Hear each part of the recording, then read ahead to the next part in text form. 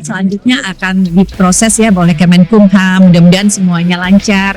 Kalau ada masalah kami tentu Komisi 10 juga ikut membantu mengawasi agar prosesnya bisa dilakukan secepat dan selancar. Ada tangan tak terlihat. Ketika yang lain menunggu, mereka langsung dapat lampu hijau. Tentu sebagai praksi kami sudah memberikan dukungan, supporting dan persetujuan terhadap apa yang disampaikan oleh Pak Menteri tadi. Catatan kami yang butuh kami sampaikan, pertama seperti kita tahu bahwa dunia bola ini dunia industri.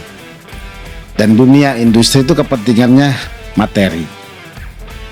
Di sisi yang lain, dunia bola itu dunia kebanggaan. Dunia yang bisa membahagiakan, yang merata bagi seluruh rakyat Indonesia. Kalau kita juara, nggak tahu mereka punya hutang, pasti bahagia. Karena saya selalu bilang, kita perlu 100 pemain. Saya udah pernah bilang, di mana 2x11 senior, 3x11 U23, 4x11, 5x11. Kan saya udah pernah bicara. Nah, talent poolnya ini yang belum tebel. Nah, bersyukur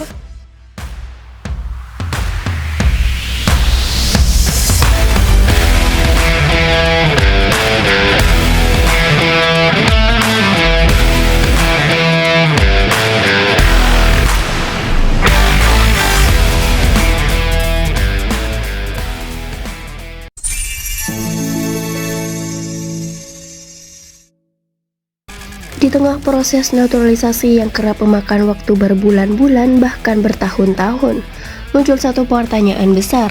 Kenapa ada pemain yang seolah mendapat jalur ekspres? Ketika nama-nama lain masih terjebak di meja birokrasi, mereka sudah mengenakan seragam merah putih. Apakah ini sekedar kebetulan? Atau ada tangan tak terlihat yang bekerja di balik layar? Beberapa sumber internal menyebutkan adanya dukungan khusus dari pihak federasi terhadap pemain tertentu. Dukungan ini bisa berupa percepatan dokumen, pengawalan proses hukum, hingga lobi ke pihak legislatif. Namun, tak ada yang mau bicara terang-terangan. Semuanya serba samar, serba diam. Kalau federasi sudah turun tangan langsung, proses bisa jauh lebih cepat. Tapi tidak semua pemain dapat perlakuan itu, ujar salah satu sumber yang enggan disebutkan namanya. Fenomena ini memicu reaksi keras dari pengamat dan pecinta sepak bola nasional. Banyak yang mempertanyakan transparansi dan keadilan dalam proses naturalisasi. Ini bukan soal siapa yang lebih layak, tapi soal keadilan prosedural. Kalau ada pemain yang diprioritaskan tanpa alasan jelas, itu bisa merusak kepercayaan publik, kata seorang analis sepak bola.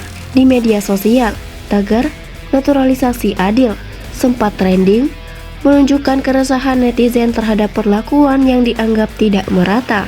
Meski belum ada bukti konkret soal intervensi langsung, pola-pola yang muncul cukup mencurigakan. Pemain yang punya koneksi dengan tokoh federasi, agen kuat, atau klub besar cenderung mendapat perlakuan istimewa, sementara yang datang dari jalur independen harus berjuang sendiri. Apakah ini sekedar dinamika internal atau memang ada sistem prioritas yang tidak tertulis? Ketika yang lain menunggu dalam kepastian, ada yang melaju mulus tanpa hambatan. Publik berhak tahu apakah ini hasil kerja keras atau ada tangan tak terlihat yang mengatur semuanya.